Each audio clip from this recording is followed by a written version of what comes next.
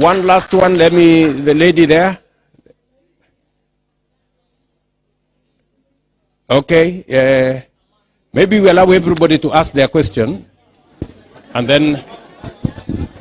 Oh, hello, good afternoon, Mr. President.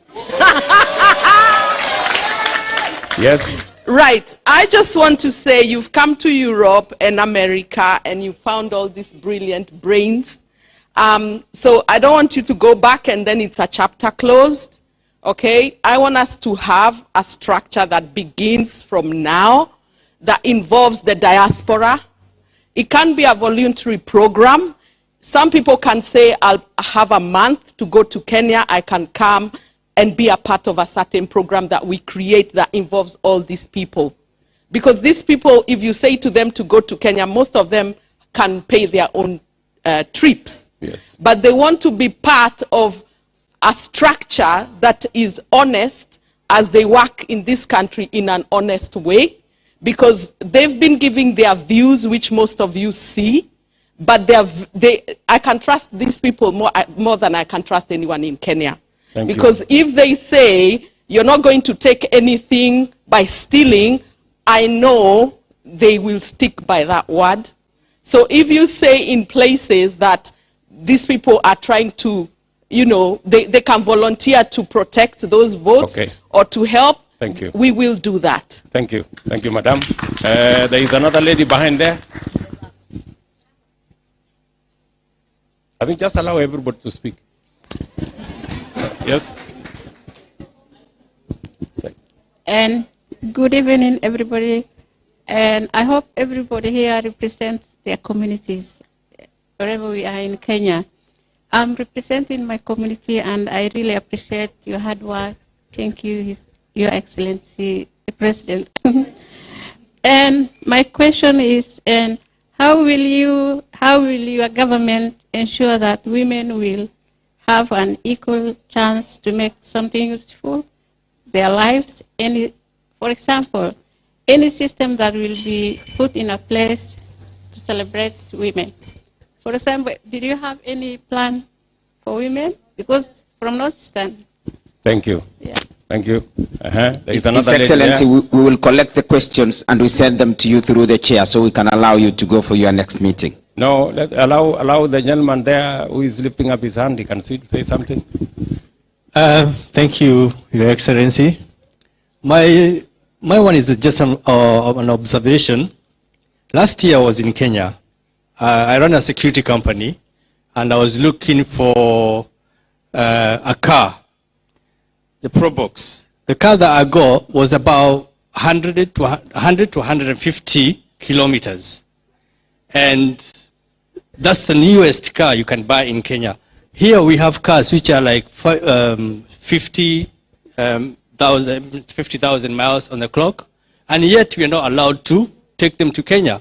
So why are we having an age limit when you are importing and exporting cars? Can you scrap that as well, please? Okay. There is a lady there who has something to say. Yes. But my question is about agriculture.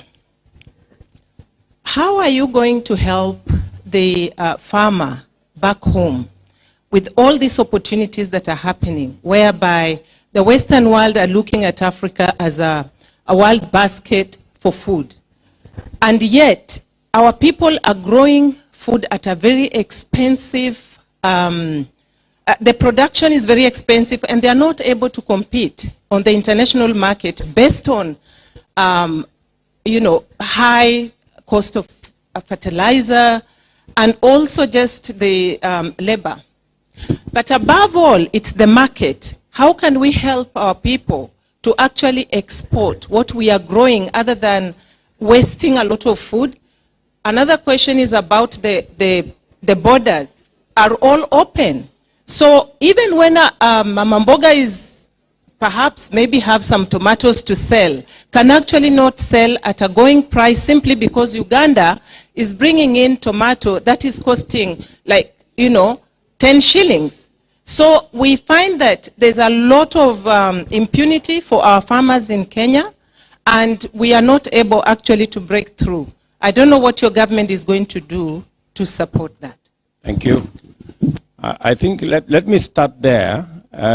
We have a whole program around farming. There must be deliberate market development of every value chain so that we can see from how you support the farmer to increase their productivity, how do you eliminate brokers, how do you remove cartels, and how do you make sure that farmer accesses their product to the market and get the best price they can.